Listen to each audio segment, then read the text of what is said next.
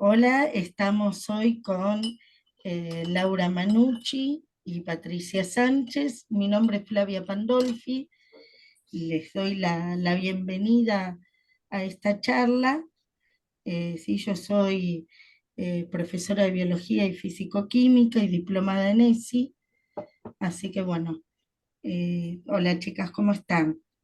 Hola, Hola, Les voy a pedir en primer lugar que se presenten. Patricia. Laura primero.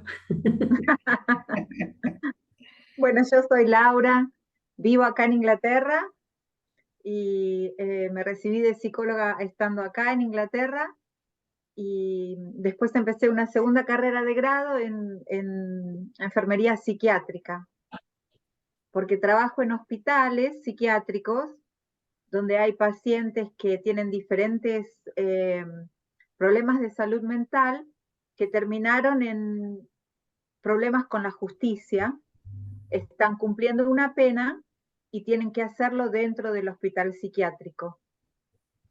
Entonces mi trabajo es con ese tipo de pacientes, son todos adultos, eh, algunos de ellos tienen discapacidad, algunos tienen otro tipo de problema de salud mental como esquizofrenia, psicosis, algunos pueden tener demencia, aunque sean muy jóvenes, y trabajo con hombres y con mujeres. Y, y mi trabajo consiste en la rehabilitación y en el específico, en lo que nos importa en esta conversación, la educación sexual como rehabilitación para los pacientes que tienen eh, una discapacidad. Mis pacientes adultos, en general, si son hombres, la mayoría, quiero decir, terminaron en problemas con la justicia por actos sexuales que no, tal vez no comprendieron porque no tuvieron acceso a la educación sexual. Muchos vienen de familias donde hay mucha violencia, tal vez hubo abuso. Muchos vienen de contextos donde no hubo mucha enseñanza, sobre todo si tienen discapacidad y no tuvieron un diagnóstico precoz. Entonces, se suele confundir la discapacidad con rebeldía o con no quiere estudiar, no quiere ir a la escuela, no quiere hacer nada. Entonces, esa clase de jóvenes, niños y jóvenes, después se convierten en adultos que no tuvieron acceso a la educación y pueden confundir eh, algunos comportamientos y se meten en problemas como hostigamiento o exhibición pública o algunos casos más graves donde los comportamientos son delictivos, como el abuso. Y ahí hay algunas distorsiones cognitivas, como por ejemplo, bueno, pero yo no sabía que era menor o lo hice, pero en realidad yo estaba enamorado o enamorada. Con las mujeres pasa algo diferente en la mayor parte de los casos, que las mujeres con discapacidad, estoy siempre hablando de discapacidad mental, no estoy hablando de discapacidades físicas. Estoy hablando de problemas de aprendizaje, autismo, eh, ese tipo de discapacidad.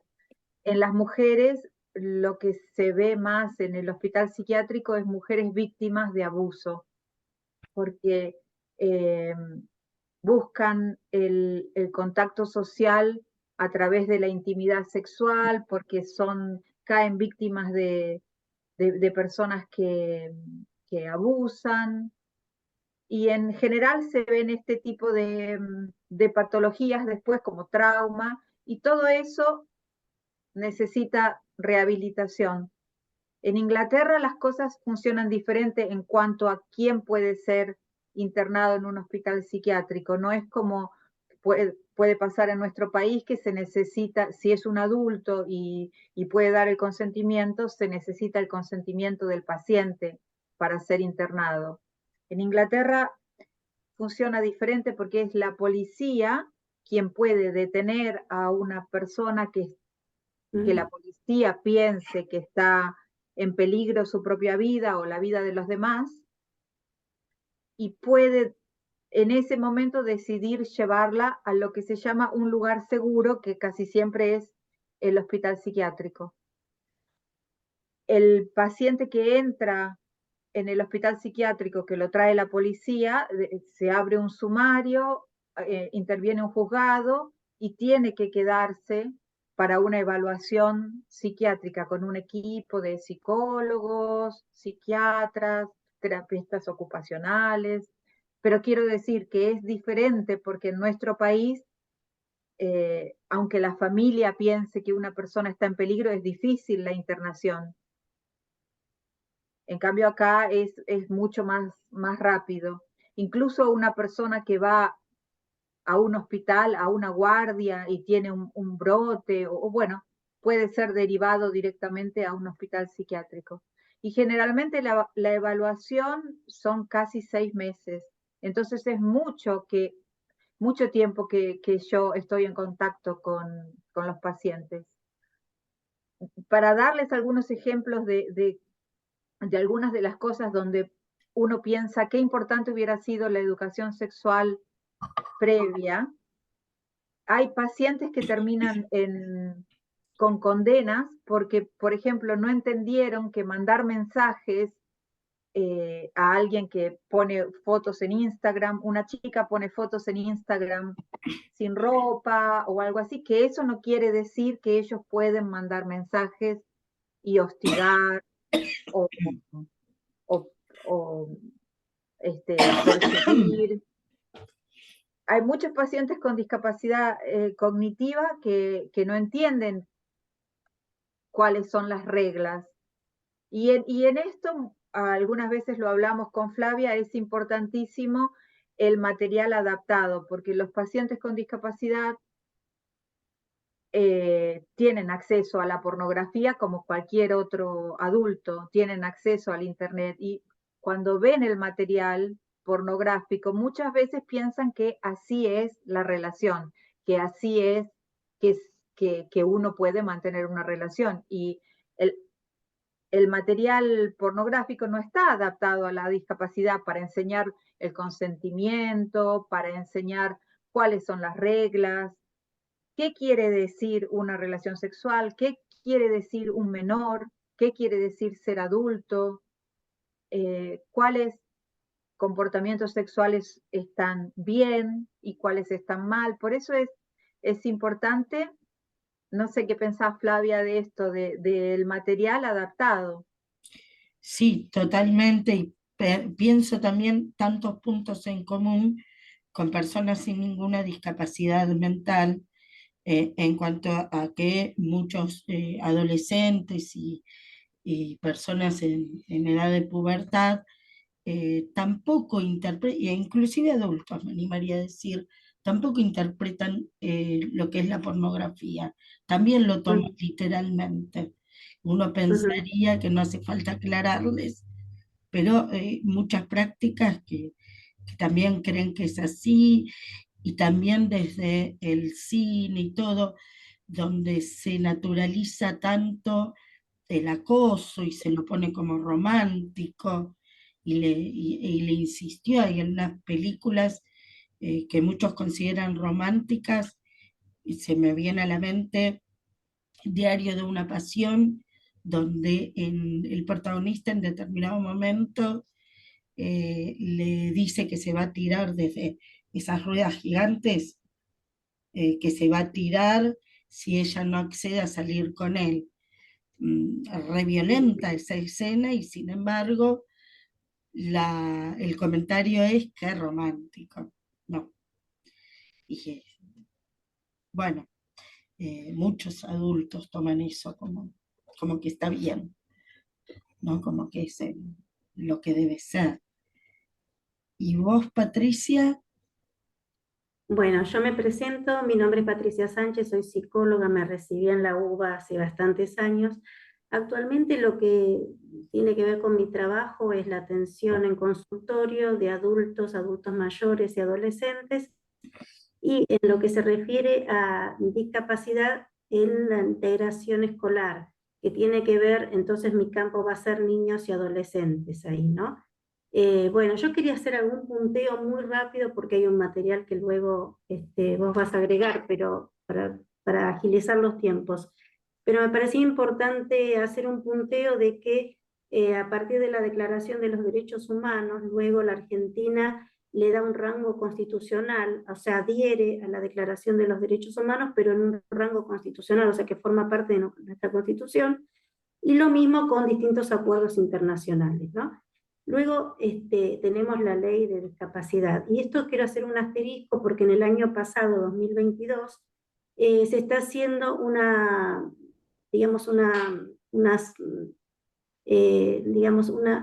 poner a los protagonistas y a todas las personas que necesiten expresarse sobre discapacidad como para tener el testimonio de los ciudadanos y poder reformular la ley de discapacidad. O sea que está en proceso con la participación ciudadana.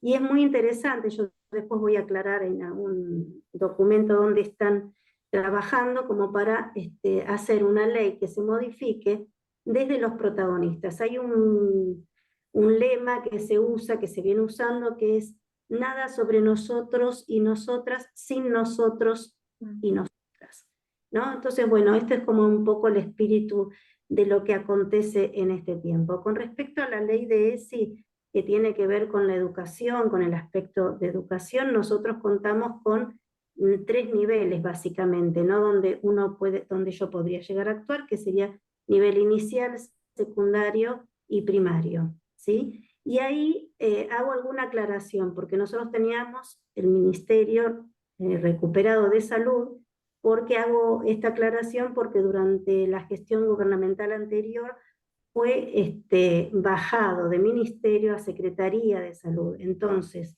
esto es importante porque en este gobierno actual que estamos transitando, se le vuelve a dar la jerarquía de ministerio. ¿Y esto qué tiene que ver? Tiene que ver en las partidas presupuestarias, en cuanto al dinero que se le otorga para llevar adelante o no las políticas públicas, pensando en este caso en discapacidad. Bueno, tiene que ver un poco con eso porque en el año de la pandemia, si no hubiese sido por un decreto, todas las prestaciones a las personas con discapacidad no estaban reconocidas al ser virtuales. Entonces hubo un decreto que permitió que las personas tengan en su derecho, digamos, recibir las prestaciones necesarias y los prestadores pudiéramos cobrar nuestros honorarios. O sea, así de simple y así de complejo es un poco esto, ¿no? En cuanto a la ESI, que está aprobada hace muchos años, se lleva a cabo en las escuelas. Acá no hay una distinción de ESI para discapacidad o no, sino la educación en general. Mi experiencia es en los distintos niveles que seguimos dependiendo un poco de la dirección, cómo baja este organigrama, que si no me equivoco son por lo menos 2 jornadas en el año. No sé, corregime Flavia si se aumentaron, pero por lo menos son 2 jornadas de ESI Yo trabajo obligatorias en en el... provincia, es Pero distinto a bueno, la ciudad de sí, Buenos Aires. aclaro, yo estoy en Capital Federal, no, por ahí hay algún... Bueno, pero acá en Pero tengo Capital son entendido que sí. por lo menos 2 formales por año, ¿no? Ahora, la realidad es que como muchas veces hablábamos con Flavia, porque ella tiene una diplomatura en este tema, pero me meto acá para señalar nada más que en realidad hay que trabajar en modo ESI. Trabajar en modo ESI significa permanentemente, por más que haya 2 jornadas institucionalizadas, digamos, en el año. Y esta bajada de línea depende mucho de la dirección, tanto en escuelas públicas como en privadas, que es mi experiencia. Lo que yo vi que trabaja mucho en jardín de infantes, es decir, en nuestro nivel inicial de 3 a 5 años, tiene que ver con deconstruir los estereotipos, tanto de trabajo como de roles, y la verdad que las dinámicas son muy interesantes, porque parte de digamos, de todo lo que después puede ser problemático, empezar a deconstruir algunas cuestiones que tienen que ver con lugares, roles, desde una mirada más patriarcal, ¿no? Empezar a deconstruir eso para empezar a tener otro paradigma, ¿verdad? Entonces eso es en el nivel inicial. Luego tenemos el nivel primario, de primero a séptimo grado, en provincia creo que es hasta el octavo año, ¿no? De sexto. De primero a sexto, primaria, primero a sexto, secundaria, cambió. Ahí está, perdón. No. Bueno, en ese periodo lo que he visto es trabajar, por ejemplo, el año pasado se trabajó con figuras importantes, mujeres importantes. Entonces, a partir del trabajo de los chicos, de buscar las biografías y trabajar sobre el material, las distintas luchas que tuvieron mujeres, digamos que nos precedieron, hasta mujeres actuales, ¿no? Que están en la lucha por el medio ambiente, mujeres jóvenes.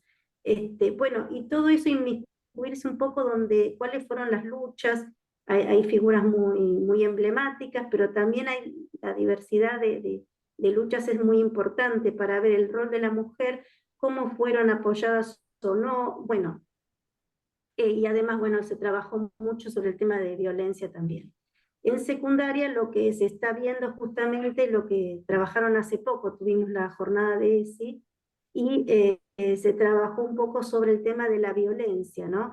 Entonces, buscando distintas situaciones actuales, qué hashtag podrían hacer los adolescentes para, digamos, simbolizar o dar su protesta, su voz de protesta, respecto de la violencia hacia las mujeres y los femicidios, ¿no? Esas fueron, digamos, respecto de, como decíamos, la ESI no está pensada específicamente para personas con discapacidad, sino en general. Entonces, cuando hablaba Laura también de esto de anticipar, ¿no? De ver qué tipo de discapacidad hay, si hay una discapacidad que impide comprender la situación de delito, y explicar, y realmente, como vos decías, también a muchos se les escapa que no tienen, digamos, CUD o certificado de discapacidad, esto de entender cuál es el consentimiento, qué es el otro, cuáles son, dónde empieza el respeto por sí mismo y por el otro. En discapacidad a mí me parecería muy importante entonces anticipar esto de la educación y buscar las herramientas necesarias adaptadas a determinada situación, porque no hay un solo tipo de discapacidad y no todas las personas son iguales. En esto siempre se hace el foco de la persona como centro de las políticas públicas, ¿no? Es decir, tener en cuenta la particularidad de cada uno. Entonces, en función de eso, así como trabajamos en contenidos pedagógicos, con herramientas para acceder, para que la persona acceda de alguna manera, con alguna modificación de espacio, bueno, tenemos algunas herramientas en ese sentido, también utilizarlo cuando se trata de la educación sexual. Esto me parece, digamos, muy importante. La diferencia que decía Laura es que sí, nosotros estamos en la política que no tiene nada que ver con esta forma de que este poder de la policía que decía Laura, solamente esto es un asterisco, que nosotros estamos desde la ley de salud mental, digamos, alejándonos del hospital monovalente, que era el psiquiátrico, donde se recluía ahí todos los casos, bueno, con muchas problemáticas, por supuesto, a derivar a los pacientes a los hospitales polivalentes, o sea, al hospital común que uno dice, ¿no? Y después de ahí empezar a ver qué es necesario, ¿no? La mirada interdisciplinaria en ese modelo tiene que ver con nuestro trabajo también en ESI, porque, digamos, desde la escuela, ¿qué se puede hacer? Con un niño en integración escolar o con un adolescente en integración escolar. Es la misma mirada de, digamos, generar una red interdisciplinaria donde se pueda estar en contacto con los terapeutas, con el equipo tratante, como decimos nosotros, con la escuela y con la familia. Es decir, si nosotros no interrelacionamos todos estos ámbitos, estamos como encasillando a la persona, al niño o adolescente, como solamente estudiante, solamente en el ámbito escolar. No.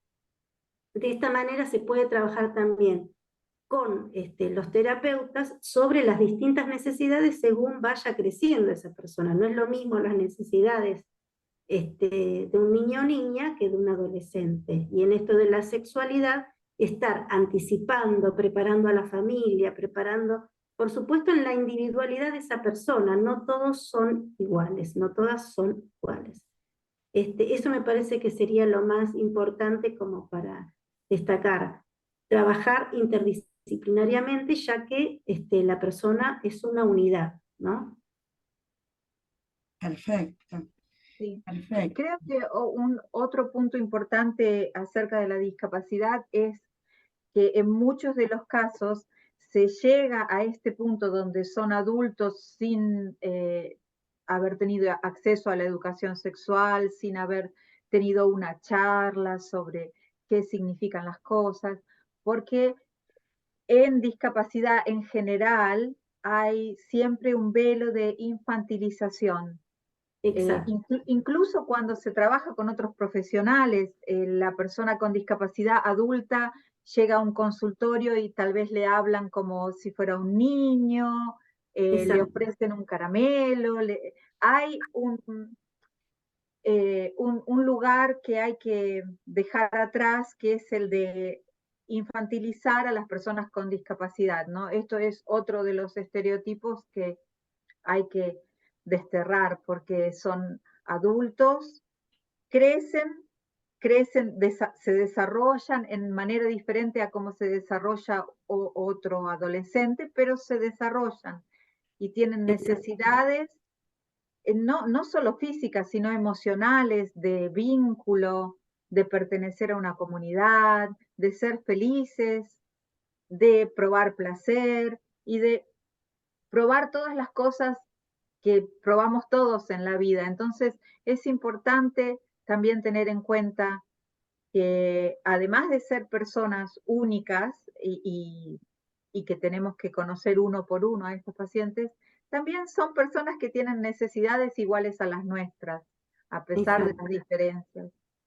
A mí me parecía muy interesante, ya estaba leyendo las audiencias de esta modificación próxima de la ley de discapacidad, y las cosas que reclamaban eran, por ejemplo, la mayor formación de los profesionales en este ámbito, ¿no? Que pudieran, digamos, estar acordes a qué necesidades tenían las personas. Me parecía un dato importante que saqué también, lo que ellos llaman la biografía sexual, es decir, que cada persona pueda realizar estas experiencias personales, que no siempre es genitalidad, digamos, no se puede reducir lo que es la sexualidad a vamos a enseñarle a tener relaciones sexuales, no, es, digamos, tiene que ver con la capacidad de conocer, con la capacidad de decidir, con la capacidad de consentir, con la capacidad y la modalidad de vincularse, y tiene que ver también con no pensar, como vos decías, como un niño o niña, sino que ir acompañando este crecimiento de la persona, ¿no? Con las distintas necesidades y deseos, es decir,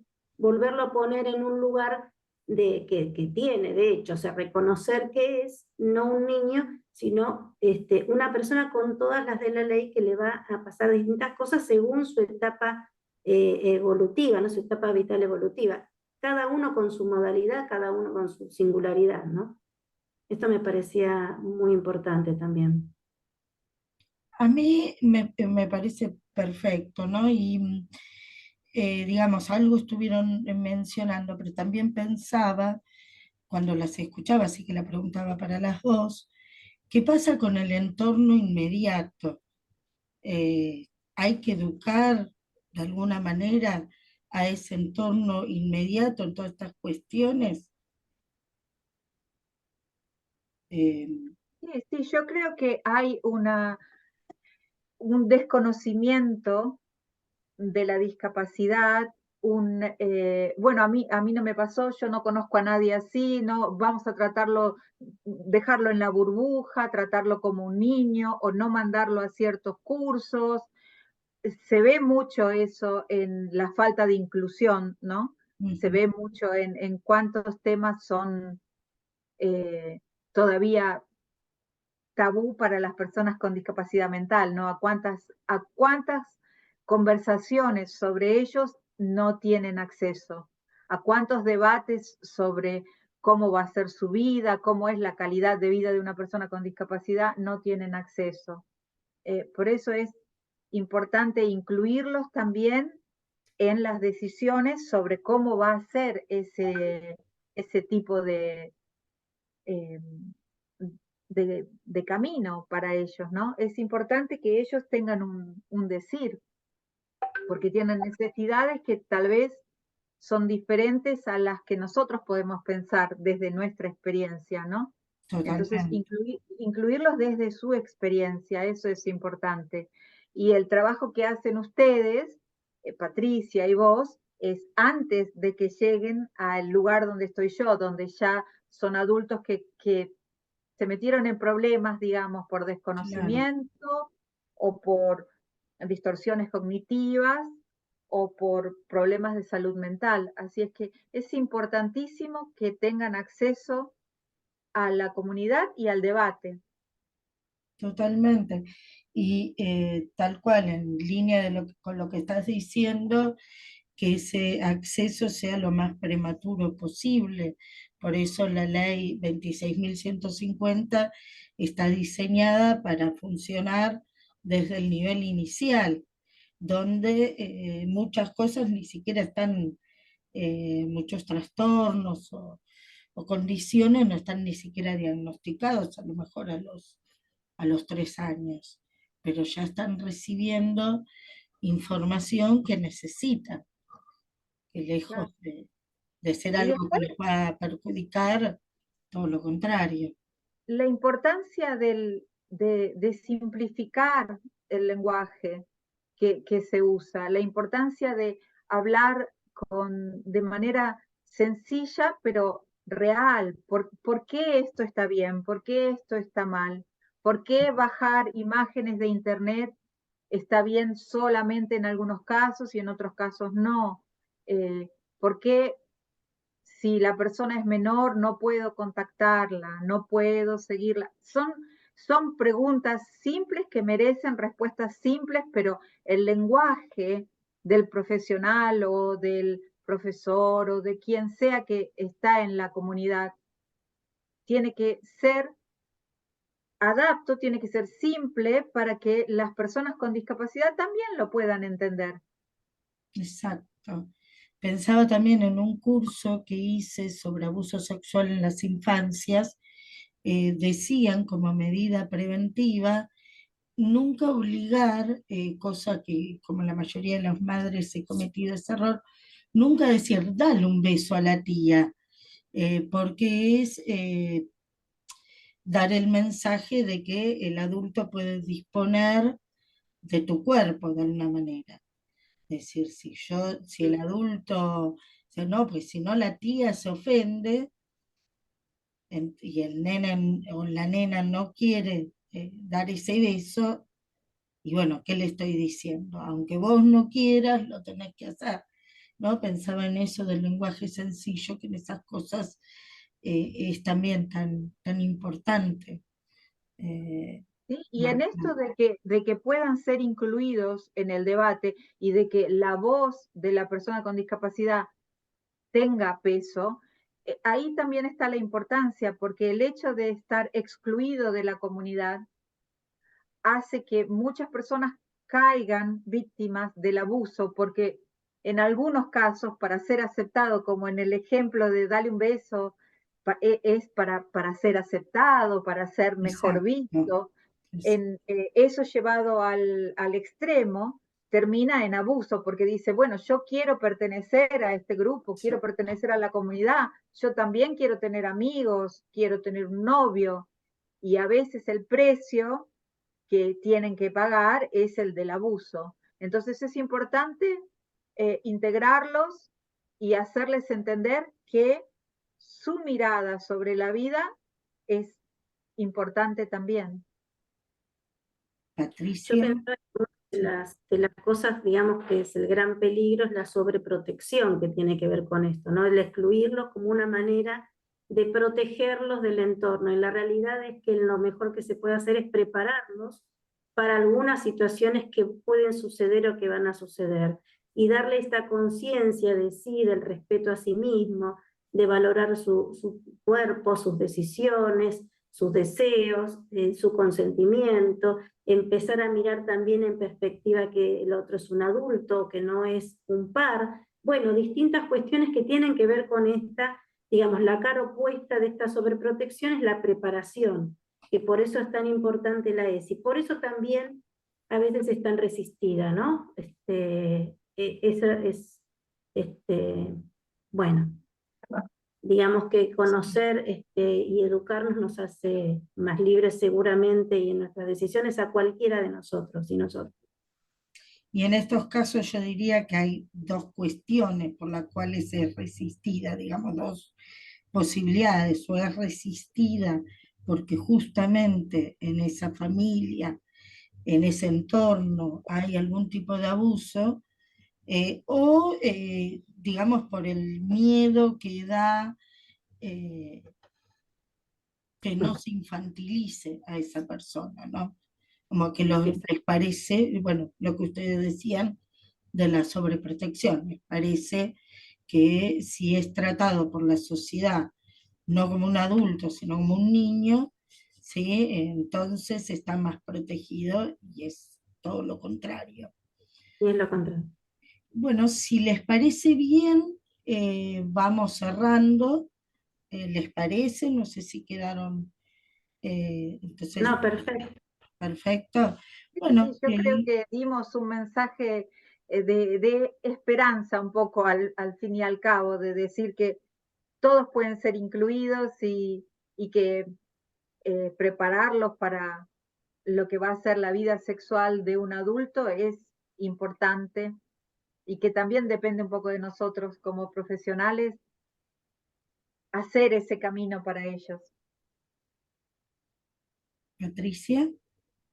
Sí, a mí me da mucha alegría estos espacios. Te agradezco, Flavia, a Laura también, Gracias a ustedes. porque me parece que siempre son mensajes de, como vos decías, Laura, de esperanza, de abrir un poco la mente, de enterarnos, de no tener miedo a esto de la formación y de la información correctamente llevada por profesionales que tengan experiencia. Esto de la formación de profesionales es muy importante a todo nivel, tanto sea tratantes como los educadores. Me parece que este trabajo es lo que nosotros podemos hacer mejor por todas las personas en general, pero especialmente por aquellas personas que trabajamos, que son algunas personas con discapacidad. Bueno, les agradezco un montón. Sé de la falta de tiempo que tienen ambas y se hicieron el espacio y eso se recontra agradece. Y bueno, finalmente, como docente, la importancia de que todas las escuelas tengan un gabinete psicopedagógico, tengan las personas como vos especializadas en inclusión, porque a veces también como profesora que sabe poco de inclusión y que no tiene tantas herramientas, pues yo tengo muchos años en el aula y no se nos formaba en esto, la importancia de que las herramientas estén en la escuela, porque a veces hablamos mucho de, bueno, hay que incluirlo, pero no se nos da ninguna herramienta para incluirlos y a veces pasa que los podemos ayudar muy poquito, los docentes. Eh, y Solamente te agrego algo que por falta de tiempo por ahí me salté. Yo también estoy en un gabinete en una de las escuelas privadas de acá de Capital y realmente estoy muy contenta porque se trabaja mucho con la familia. Estamos hablando fuera de la discapacidad de esto, ¿no? Pero lo que yo veo también que está bueno en el espíritu es integrar la familia, ver, conocer, estar atentos a escuchar a los chicos y a las chicas, y también me parece que dentro digamos, el tratamiento de la inclusión, de la integración escolar, está bueno que esté una persona a cargo, como tengo la experiencia en este colegio, que también hay una persona muy idónea, que va, digamos, regulando todo lo que tenga que ver con los chicos y las chicas, ¿no? Me parece que esto es una forma de trabajar muy buena, así que agradezco y no me quería olvidar porque disfruto también de este espacio. es fundamental. Bueno, entonces, Laura, no sé si querés decir algo más. No, muchas gracias. Yo creo firmemente que lo que se necesita es la acción y al menos hablar y ponerlo esto a la vista es un poco de acción, ¿no? Es un poco hacer algo. Así es que eso es siempre bueno. Y gracias, Flavia, por el espacio y Patricia. Gracias a ustedes. Un beso.